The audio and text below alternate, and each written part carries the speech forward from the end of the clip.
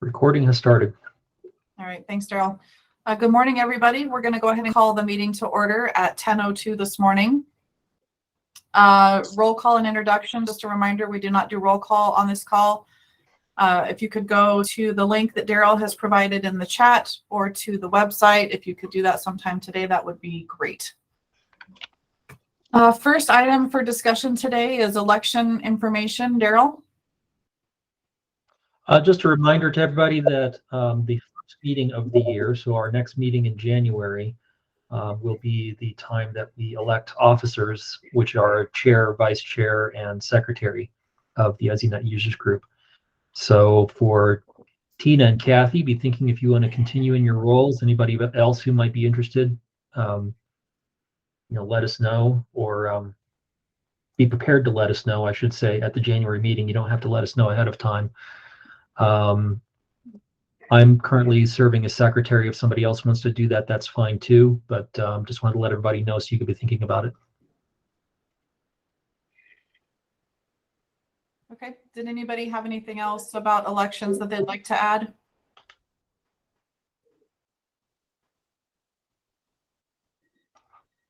I'll just put this out there really quickly. When I became the chair, I knew nothing except for the things that were just dedicated to our center.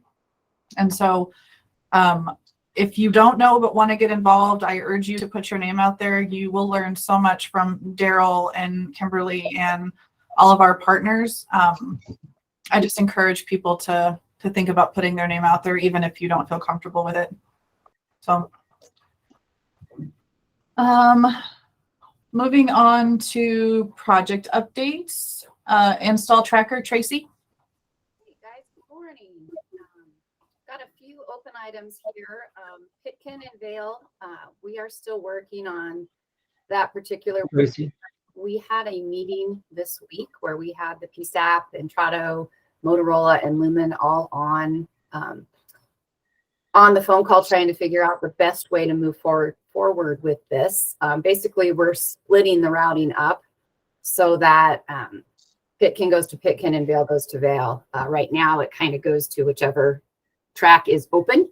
It was discussed for the benefit of primarily the PSAP. We're going to postpone this until January just because of all of the end of the year activities, getting enough time with all the parties involved during the same time, to make the migration just wasn't working out between now and the end of the year. So Vicki and I will continue to work on that along with Andrew, who is new to our team, to make sure that gets taken care of in January. I did have a question. Let me see if I can open this one a little bit bigger on my side. I haven't heard anything, line number 3 there, where we had a call for Delta that went to Mesa County. It came up on this call a couple of months ago, and it did not get entered into 911 net. So when I reached back out to the PSAP, we just agreed that we were going to wait and see if it happened again, because we don't have any way to track it if it's not entered into the tool. And I haven't heard that it has happened again. If it has, I want to ask on this call if it's continuing to be a problem. If not, it only happened that one time. And not that that's a good thing, but I think we could move this off of the open item tracker unless it has happened again. Is there anyone on this call that would know that? This is Jennifer Kirkland at Grand Junction Regional Communications Center, and I'm not aware that it has happened again, but I want to caution against saying that because it wasn't entered into the 911 tool that we shouldn't do something about it. I understand that it was only one time, but if we're aware that something is wrong, then we should be working on steps to take care of that problem. And if it's an isolated incident, that's great, but I don't want that to be an impetus or an impedance to fix whatever's wrong. Oh, and I agree with you, Jennifer. What I was told, we just don't have a way to know. We don't know like the exact time of this call, when it came in, how it came in, where it hit. That's kind of the first step that Vicki would use to work with the Entrado folks. And we don't have there's no data as far as what time and what trunk it came in on, or any information for us to go and look at. So it is very important, but they don't really have a starting place. And I'm not sure if Vicky is on the call with us or not, but that's typically what we have to provide to Entrado to help research when this does happen. Is there anybody on from Delta or Mesa County? I'm on from Delta, Karina. Okay, Karina, do you have information on this one instance, or has there been more? No, this was I talked to our Lumen Tech, and he said it something with Entrado, he believes. It was just a one-time thing. It hasn't happened again after that. Okay, would you like to enter the information and have them take a look at it? Or do you want to just continue to work with your tech? I don't have I do have the phone number. I can enter the information. I still have that information printed off. Okay, if you don't mind entering that way their team can take a look at it, just to make sure that there's not something that we need to do or they need to do for you. Yeah, okay. Would be great. And then you can get, Vicky and Andrew can hop on and look at the ticket and work with Entrado. Thanks, Tracy. Kimberly, I saw you had your hand up. Yeah, so we also had a call from Delta that ended up here in Larimer County. And we have all the information. We did enter it on the net, and we have all the dates and the timestamp. So I don't want to see this closed. Just because we have this information. And I was also told informally that this was an issue within the Entrado default routing, where Larimer County is somehow listed in the line of PSAPs that should get calls delivered on a default route, which makes no sense to me at all. But from a logs perspective, that's exactly what we're seeing, is that somehow these calls are making it to us because Larimer County is listed in as a default route. Okay, let me jot that down here. So you guys got a call that went to Delta as well. Delta, it's a call that we believe rang into Delta they were trying to transfer to Mesa County. Okay. How long ago was that, Kimberly? November 15th. And all that information, actually the call was on the 13th, but everything got entered in on November 15th. Okay. And that it was entered into the 911 net? Correct. Okay. I'll get with Andrew and Vicky on that one too, because I don't have access into 911 net, but that's what the project team is for. So we'll look at that one, and I will add that to this tracker so that we know. Okay, Matt, do you have your hand up still? Yeah, just a word of caution about entering these 911 net as alley discrepancy reports. There's a very limited amount of time that those call event records stay in the database before they get purged. So they need to be entered fairly quickly after the call has happened. And do an alley audit query when you're creating that alley ER. So you're linking the actual call event to your discrepancy report. I kind of wonder, because I've been getting questions just as the chair of the committee about reporting things to 911 net, and it seems to be that there's some confusion around that. Do you think it would be beneficial for this group to put together just an email to say, like Matt, you said you need to report them quickly, they need to be put into 911 net so they can be investigated? Do you guys think that would be a benefit? This is Matt. I wonder if Entrado already has a talking points guidance document that could be shared. This is Tracy.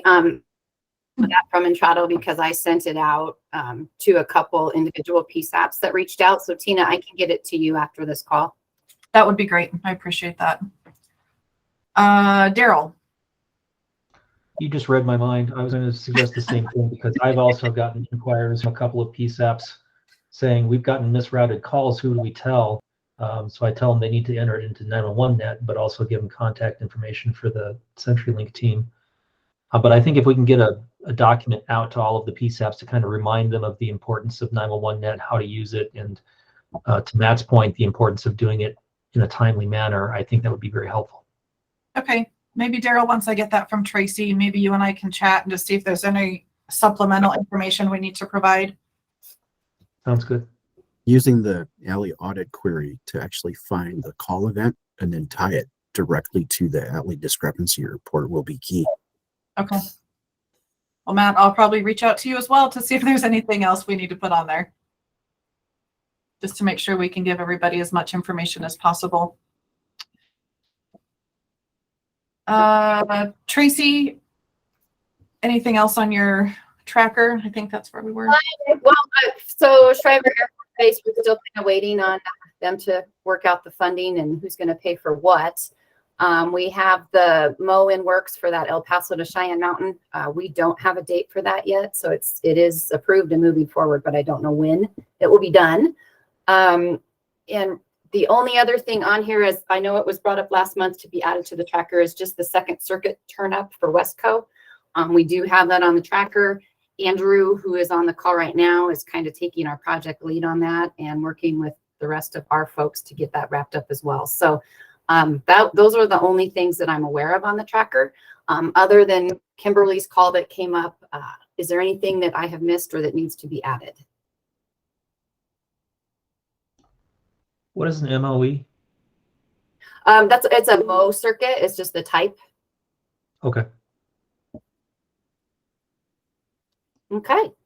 And by the way, this is Wes. I just got that form back from Ben over there at El Paso, and we'll be proceeding that at an accelerated pace now as well. We had to go through Palm 3 times for the unusual connection that circuit has to travel up to Cheyenne Mountain. That's the reason for the delay. But now I think we're finally on target here. So it's looking better.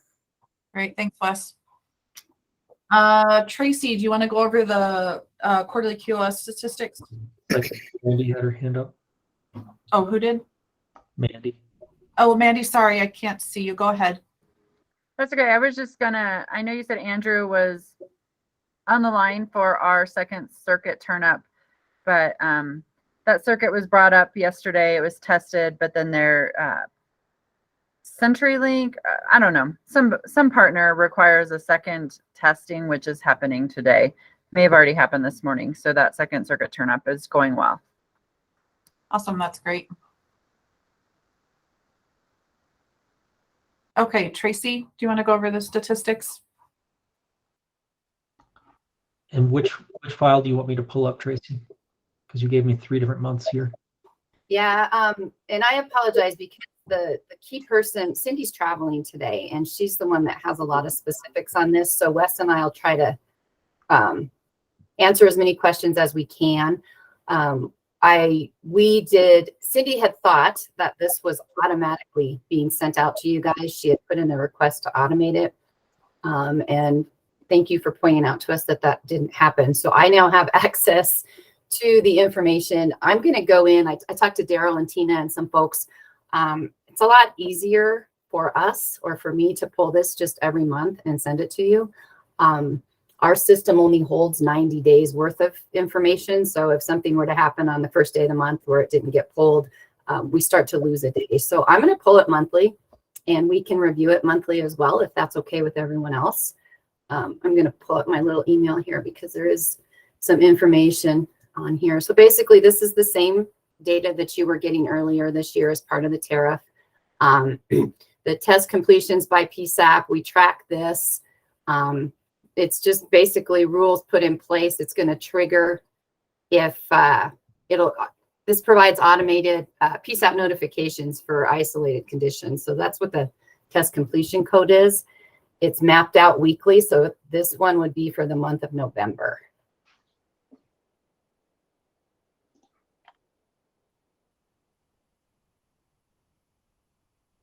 And then this is also by PSAP. You can see all of them listed over there.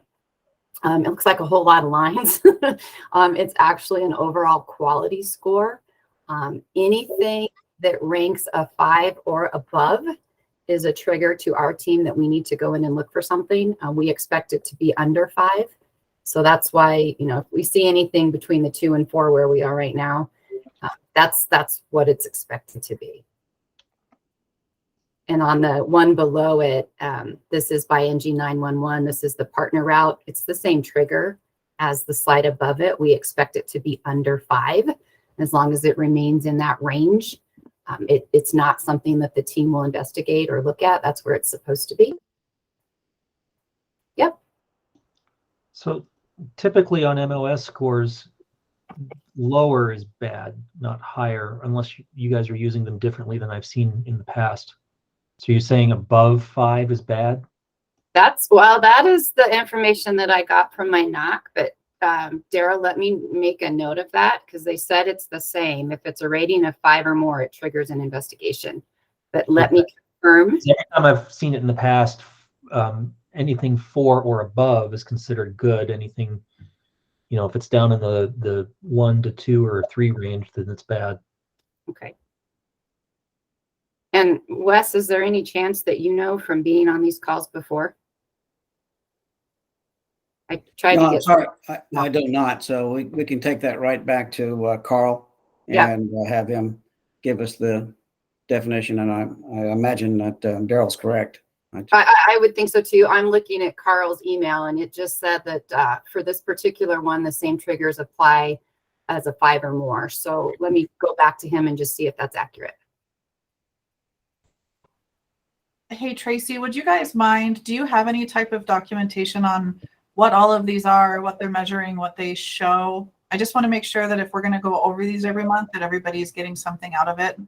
Yes, and I think it was included in the email that I sent to you guys. It was a definition of the elements. Okay. Send it again, but let me clarify that this third one should be a 5 or lower. Okay, and I'll be great. Yeah, the second one and third one, because they're both a measure of MOS. Right, because this one, it says a rating of 5 or more triggers an investigation on the lumen side, and it says that for both of those. So let me check and see. Could be a type error on our side. Yeah, or you guys are using it differently than I've seen in the past. Either way is possible. That's an easy fix. We'll find out as soon as this call's over. Thanks, Tracy. Appreciate that. Yep. This one we're tracking for specific voice quality. This is the NG911 caller PSAP. And it looks like, again, they're saying as long as it's below 0.05, that's what we're looking for. And the last one hits on the jitter NG911 partner route. This one is also tracked. Let's go down here. Tracked by specific voice quality. He didn't include on that last one for jitter, he didn't include the number range that is appropriate. So I'm going to make a note here to ask him on that as well.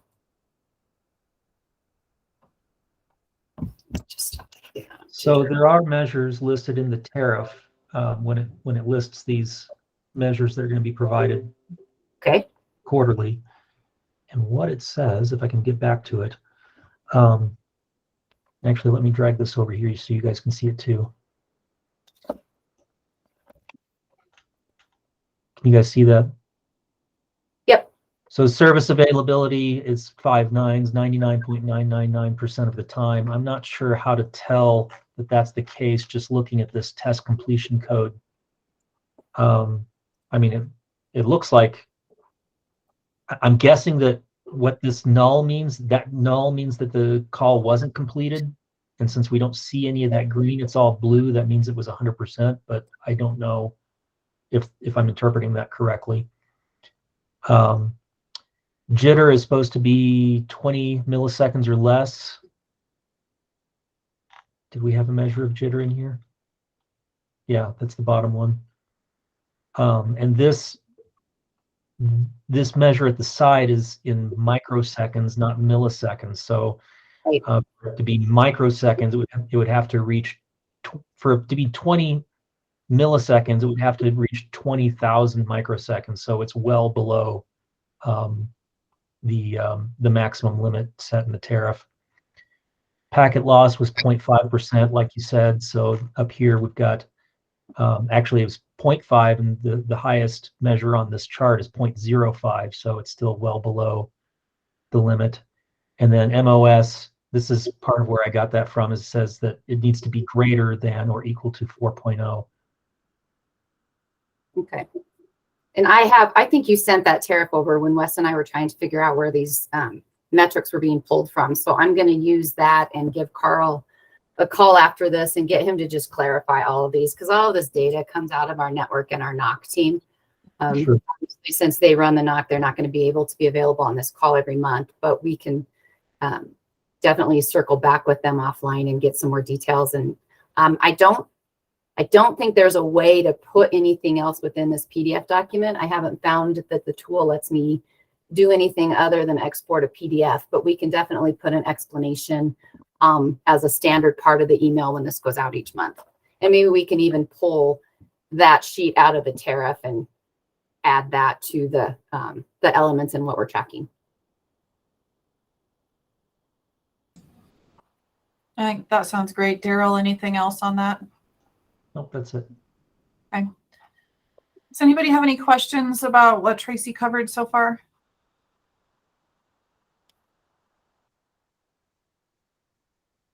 All right, Tracy, is there any other project updates or any other information that you want to share?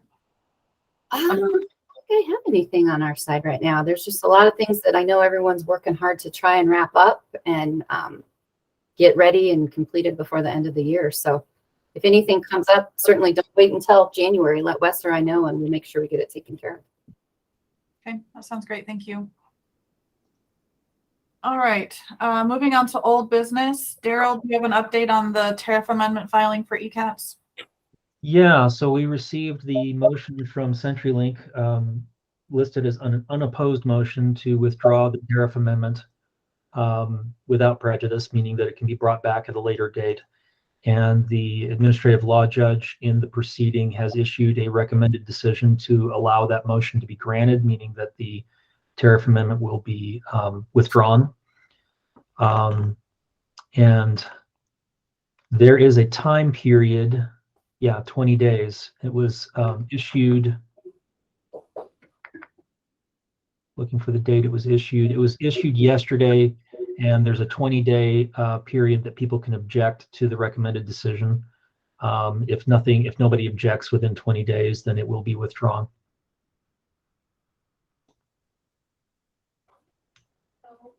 Does anybody have any questions for Daryl about that?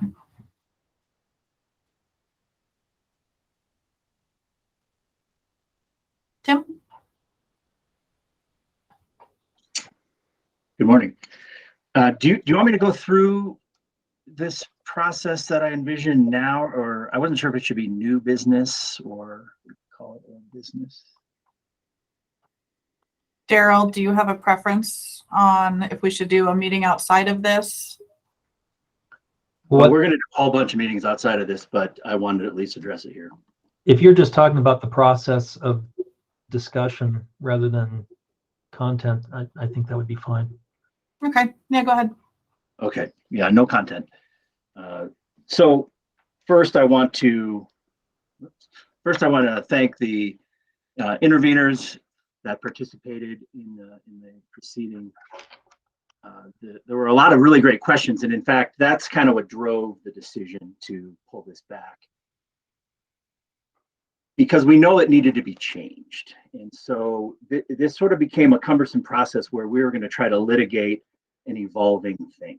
And so that just didn't seem to make sense to me, to try to defend something that we were going to change and then try to come up with some sort of agreement within the confines of this litigated proceeding. So I didn't think that made any sense. So I appreciate everyone being willing to pull this back and kind of start over. And so what I want to do, and so I think that's kind of what I wanted to talk about today, is how do we best move forward.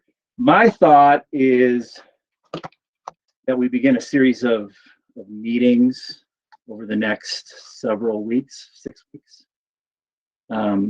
starting with next Thursday.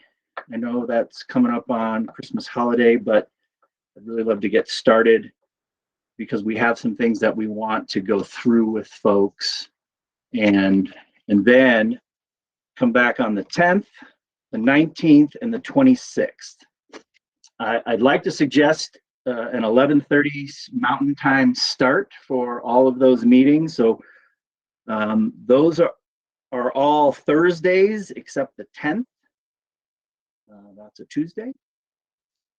And so I was wondering if folks had any feedback on that proposal. And we can kind of put some teeth around that. Does anybody have any feedback from Tim on that being the next step or those dates and times?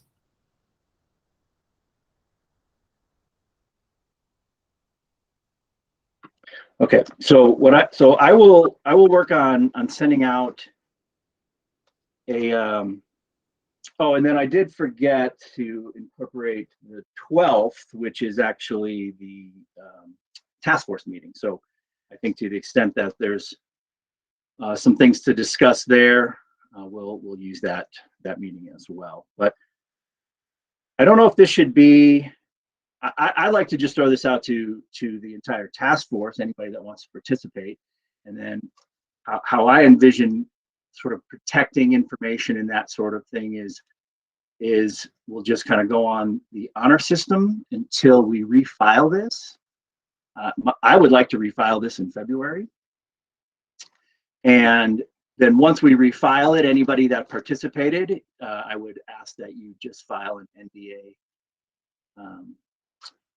at that time, and we'll just not worry about the confidential information, and we'll go, like I said, we'll just go on the honor system. I'm sure my lawyer is probably cringing a little bit, but does anybody have any issue with that approach? Excellent. So the things that I'd like to talk about in these meetings are, one, when we're working on new language for the tariff to incorporate the other two modules, there were some issues around, or some concerns or questions around training, ongoing maintenance, point of contact, those sorts of things. So we're working on incorporating those sorts of things into the tariff language so that we're addressing some of those concerns that were raised. And then go through the cost study. Now I don't have, well, I take it back. So I have a cost study for the wireless routing module and the staffing module. So we can go through that in addition to the study that we've already shared with some folks. And there are definitely a couple of things that I knew we were going to need to talk about. So we'll talk about some of the inputs and how we came up with some of these numbers, what denominators we used to make this calculation and to turn it into a per concurrent call session unit. So I'd like to, then we'll go through some of those things. We can then go through if there are some still outstanding unanswered questions from the interrogatories. I know I've got a couple that I know we still owe to the CCOA, and then of course Bretza et al. Sent in some questions as well. We are working on those right now. I think they're due tomorrow. I don't know if Joe is on. I haven't looked at the list of everybody that's on, but I think we might reach out, Joe, if you're on, and see if we can't grab a couple more days from you to complete that. One of the things that is out there that needs to be fulfilled is our statement of work with Intrado. One of the things we need to do is rework our statement of work because we have not incorporated the wireless routing module or the staffing module into that statement of work. So right now we just have what we originally filed in the tariff amendment as a statement of work. So we're working on those sorts of things to be able to provide that information to folks.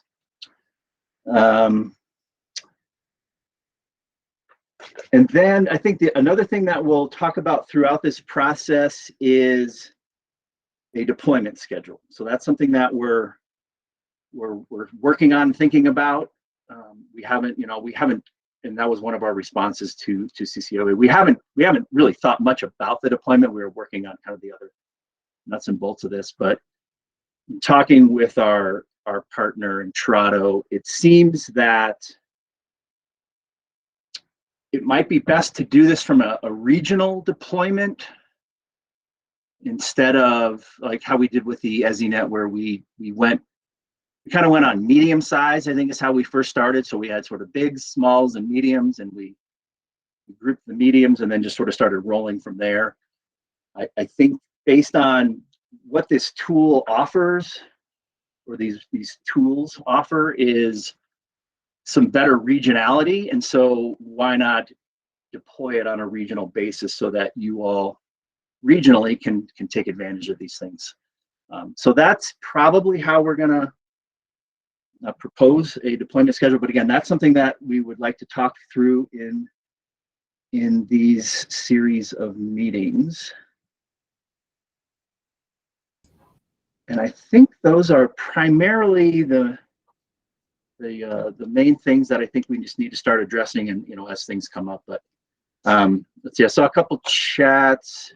Hey, Tim, can we just confirm, I've got December 22nd. Yep, that's what I was going back to. Yeah, so it's December 22nd. All these would be 11:30. I think Matt is asking maybe if it could be 11, but I can't do 11. I apologize. No, it's all good. Okay. But yeah, 11:30, and then yes, the 22nd, the 10th, the 19th, and the 26th. And then, of course, the task force is sandwiched in between there on the 12th. Okay, does anybody have any other questions for Tim? This is Daryl. Not really a question, but just a comment generally. I was, the entire idea behind the ESInet tariff was that it was the starting point, and that we're going to start layering on other features and services, and that's the next item on the agenda, is an update on text to 911 and spatial call routing. So I'm really hopeful that a process can be found that new features and services can be added in a way that ensures that all of the 911 authorities get a sufficient opportunity to provide their input into the process. But I guess what I'm saying is I'm a little disappointed because this tariff amendment was provided by CenturyLink and sent out to the 911 authorities almost a year ago. So I'm hopeful though that we can find a path forward that future amendments won't be as rocky and can be completed in a more reasonable time frame. Sure. Yeah, no, I agree with that, which is why we needed to pull this back.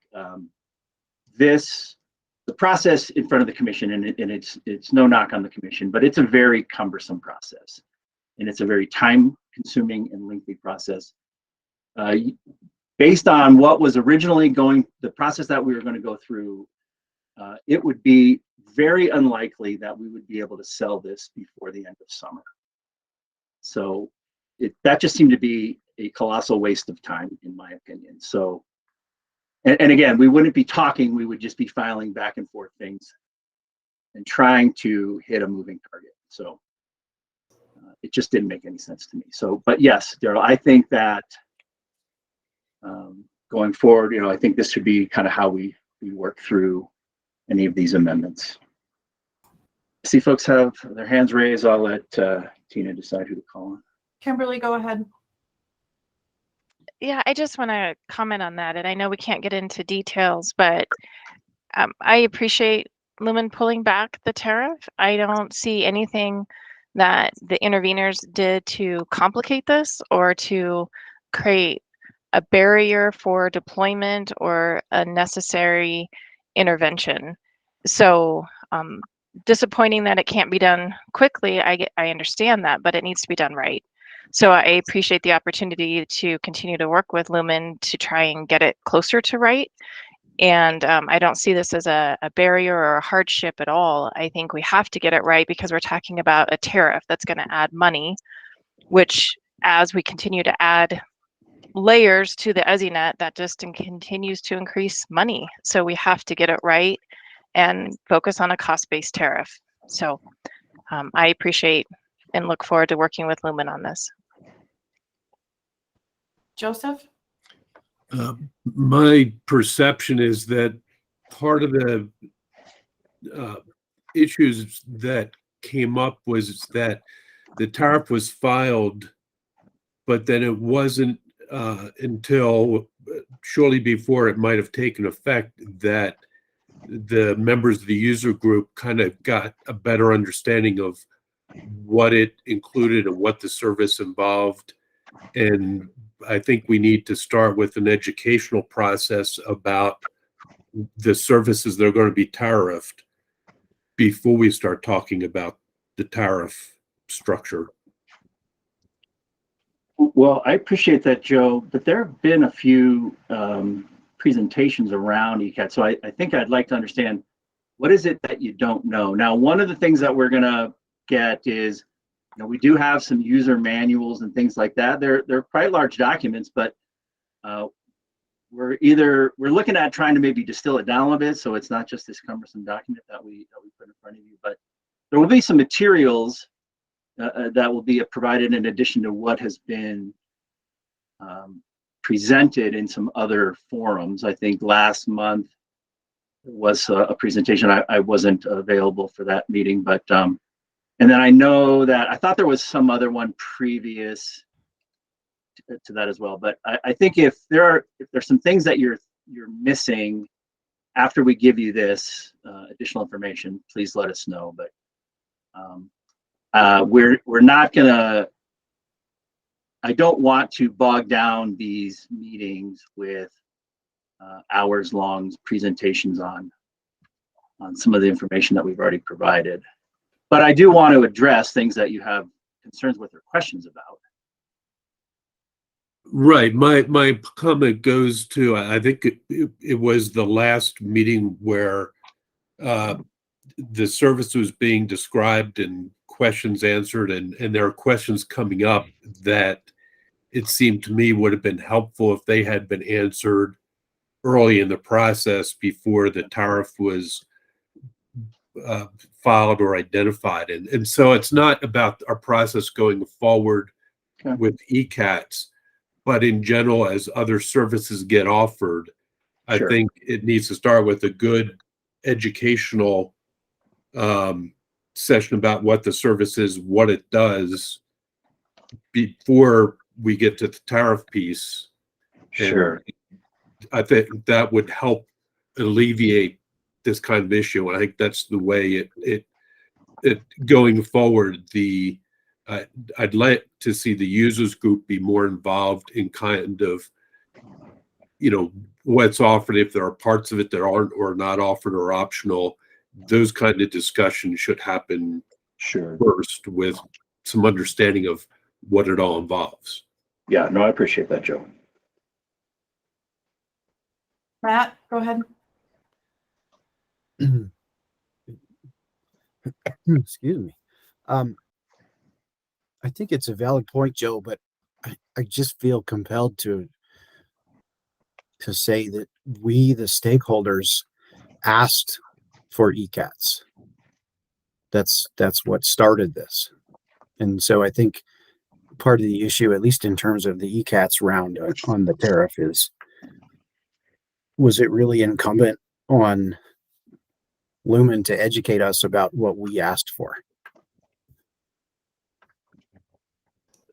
Well, you know, I'm just looking at this from kind of the outside as how I think things happened, and the users group represents all of the 911 authorities. There are a lot of 911 authorities who I think probably aren't familiar with, you know, certain types of services that might be issued and or offered or wanted, and you know, they'll be pushed by the people who are more knowledgeable, but it affects everybody. And so I think we kind of need to bring people up to speed.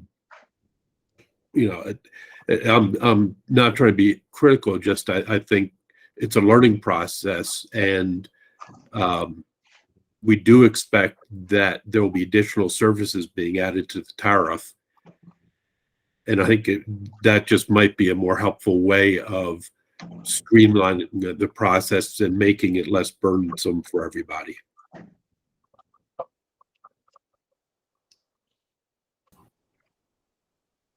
All right, thank you. Tim, is there anything else that you wanted to cover? I guess just the only thing is, in terms of inviting folks to these meetings, should I just use the user group, or should I use the task force, or anybody got any opinion? Daryl, what would be preference? Well, I think that, I mean, my personal opinion is that the users group is probably the most appropriate. The users group was created in the settlement for the ESInet tariff specifically to help guide future development of the ESInet. So I think it's the most appropriate. Okay, no, I appreciate that. That's kind of what I wrote to myself, so I just appreciate the confirmation of that. Okay, so I don't know if I can I use that email distribution? Will that work on an invite? I guess I'll give it a try and we'll figure out if it works or not. Tim, it should, but if we have any problems, we can come up with another solution. Okay. Great. Thanks, Tim. Thanks, Daryl. Yeah, thank you. All right. The next item of old business. Tracy, do we have anything that you need to share on the 8-digit PSAP on DIA? No, they still are not able to bid 10, so we haven't been able to fix that issue. Okay. The next item is the update on the responsiveness of the Lumen knock. Daryl, go ahead. So just as a reminder to everyone, at the either the last meeting or the meeting before that, I think it might have just been the last meeting, we started a spreadsheet to keep track of issues reported to us about the knock. And I sent out an email encouraging people to let me know if they have issues with the knock. I only received one, and that was back in, well, that's not it. That was back on November 16th, and it has already been reported to CenturyLink. I have not received any since then, so I don't know if that means that it's improved, or there just hasn't been any opportunity to find out if knock responsiveness is improved. But just as a reminder, this does exist. All you have to do is email me and let me know what happened, and I'll add it to the spreadsheet and also forward the report to the knock supervisor. Hey, does anybody have any questions or any comments about that?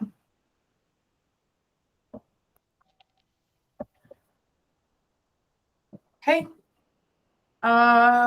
Ability to transfer 911 to 988. I don't know whose that is. Did I just forget to take it off the agenda, or is it? No, Tina, this is Kathy. It got put back on last month when I brought it up, and this still has not been corrected. I don't know if we have anybody on from Lumen, or I'm sorry, from Intrado on the call, because they were on the call last month and gave an update on what they were doing to try to correct it. Yeah. Hey, Kathy, it's Wes. That was Rich Johnston that kind of interjected on that to check that out. Rich emailed me here the other day that he couldn't be on the call today. And I'll follow up with him to see what he found out. As you recall, I'm sure that he didn't think it should be much of a problem. But previous to that, of course, when Vicki Hyatt was checking on it, she got the answer from Intrado that it was something that wasn't going to be resolved till later this year. And so we're all questioning that. I'll get back with Rich, and hopefully we can get an update through an email broadcast if he's found something different. All right. Yeah, because I think in the email that I forwarded, they said it wouldn't be resolved until the second half of next year. Yeah, I'm sure that's right. Yeah. Okay. I don't remember the date, but it was a long time. Yes, it was. So that's a mystery. I do know one thing though, Kat, we're having a challenge doing that same thing elsewhere in California, and through a whole different. So there's something about that must be more complicated than we would think possible. Okay. Yeah. If we could get an explanation as to what what the complication is, because as far as I can tell, it would just be a transfer to a toll-free number, because there's a toll-free number behind that 988 number. Right. So I don't understand what's causing the issue there. Yeah. Wes, I'll would dig, I'll dig into it. together and send it to me so I can share it with the rest of the group? Got it. Thank you. All right. The last item under old business, Kimberly, do you have on the settlement agreement requirement? I haven't received anything from Lumen on this from our last meeting. So they took it as an action item and I haven't received anything back. Lumen folks, do you have an update?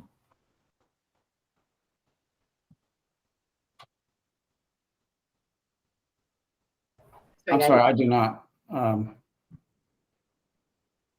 ahead, Wes. I do not have an update. Tracy? No, I don't show that this was something that PMO took back. Yeah, I don't have it on mine. I'm not sure what happened there. Okay, Wes, can you look into that for me? Or Tracy? Tracy, would you kindly check on that, please? Yeah, Kimberly, can you restate what it is you're looking for? Because I'll have to take this probably back to legal and ask them. It's not going to be something I have. So Go ahead, Daryl. thank you. So from the settlement agreement on the ESInet tariff, there was a stipulation document. This, where it says Exhibit 1 on the agenda, is actually a copy and paste right out of that document. And it says, once CenturyLink and West Safety Services have negotiated an extension or replacement of their current contract, which at that time was due to expire on February 28th, 2019, CenturyLink will provide the users group, meaning this group, the ESInet users group, with the applicable agreements or portions thereof that pertain to Colorado. And to my knowledge, that has never been done. Kimberly brought it up that she's never seen it. So I went back and looked at the settlement agreement, and it is actually a requirement in the settlement agreement that has not been fulfilled. So if there is a replacement agreement or an extension between CenturyLink and Entrado, that needs to be provided to the users group per the settlement agreement. Okay. So Tracy, I think we need to circle back with Tim and, do all that according to regulatory, legal, et cetera. Yeah, I agree. That is something that I can push for you guys, but it would have to come from Tim. Okay, great. I'll put that. I'll make sure it's on next month's agenda for follow-up, whatever you find, Tracy. Yep. All right. Any other old business that anybody has that's not on the agenda?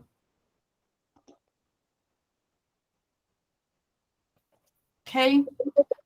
So our only new business item is Colorado and CenturyLink's role in the NIOC. Daryl, I don't see Andrew on. Yeah, Andrew Dameron submitted this. He's not on the call. Essentially, he was wanting to know what CenturyLink's current activity is with the NIOC in terms of engaging with the NIOC for purposes of getting Colorado,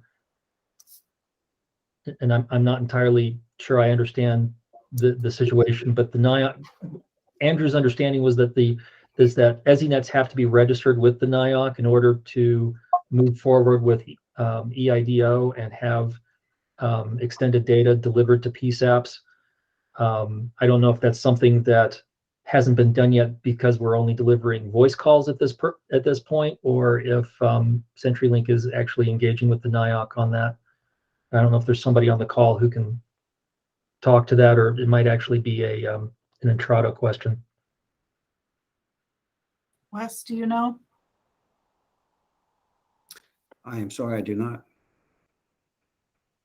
My guess is it's probably more of an Entrado question because they're handling the core services. So Wes, is that something that you can forward to maybe Rich, and maybe we can get Rich on the next call? Yep. Tim? Where does this NIOC live? It is a national organization. Okay, thank you. All right, we'll get that forwarded, and then Wes will forward that on, and we can keep it on the agenda for next month. It is the, just for your information, it is the NG 911 Interoperability Oversight Commission. And is it housed in like Homeland Security or something, or what? I believe under NTIA. Oh, okay. All right, does anybody have any other new business that we need to discuss? So just briefly, the FCC is next week going to vote on a proposed rulemaking. They issued a proposed a draft, excuse me, an advanced draft of those proposed rules on location-based routing. And one of the things that it says in there about location-based routing for wireless carriers is they want to require the wireless carriers to deliver calls to 911 networks in IP format if requested by the 911 authority, and who the 911 authority varies from state to state, whether they're talking about the local 911 authority or a statewide 911 authority. So I wanted to ask CenturyLink to be thinking about that, maybe to talk about at the next meeting, whether that's something that, if that becomes a rule that they have to start providing calls to the 911 network in IP format, if that's something that we are prepared to request, or that CenturyLink would be prepared to receive those calls in IP format from wireless carriers.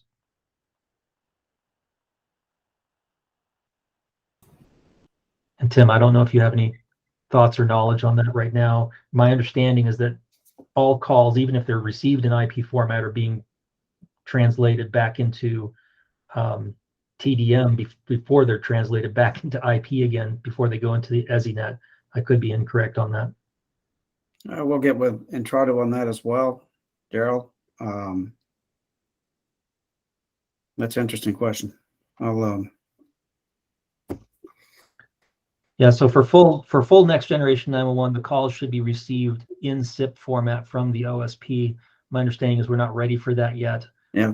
And the FCC is, I think, trying to help move things along in that direction. So if we could be thinking about if that's something we want to do once these rules are in effect, it'll kind of give us a head start on that. I'm sure Entrado is all over that as well.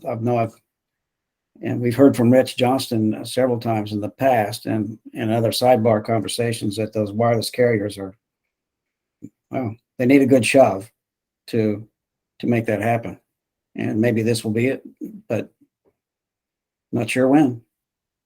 Yeah, and it's, you know, my understanding is it's also not just the wireless carriers that need to be delivering their calls in IP format, but this proposed rulemaking only addresses them for some reason. All right, thanks, Daryl. Wes, you'll take that and get some more information. Yes. Okay, thank you. All right, on to open discussion. Any PSAPs or authorities on that have anything for Lumen that we haven't discussed?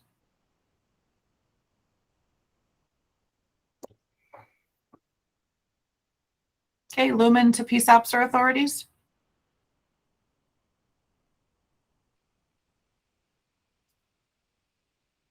All right, and public comment. This is a time for any non-voting members to provide comment or questions.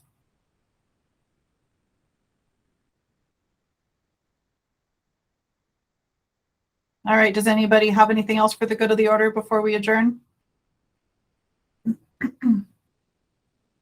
All right, thanks, everybody. We are adjourned at 10:56. Have a great day. Take care, everyone. Thank you.